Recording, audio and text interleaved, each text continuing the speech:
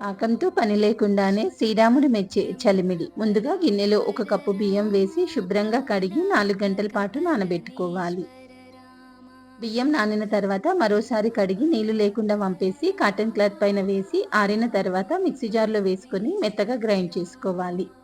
ఇప్పుడు గ్రైండ్ చేసుకున్న పిండిని జల్లించుకొని ఒక గిన్నెలోకి తీసుకోవాలి. ఇందులో 1/2 కప్పు బెల్లం తురుమును వేసుకోవాలి. బెల్లం చాలా సన్నగా తురిమి వేసుకోండి. ఎండు కొబ్బరి తురుము లేదా పచ్చి కొబ్బరి తురుమును 2 టేబుల్ స్పూన్స్ వేసుకొని కొద్దిగా ఇలాచీ పౌడర్, 1/2 టీ స్పూన్ శొంఠి పొడి, చిటికెడు ఉప్పు, తగినంత నెయ్యిని వేసుకొని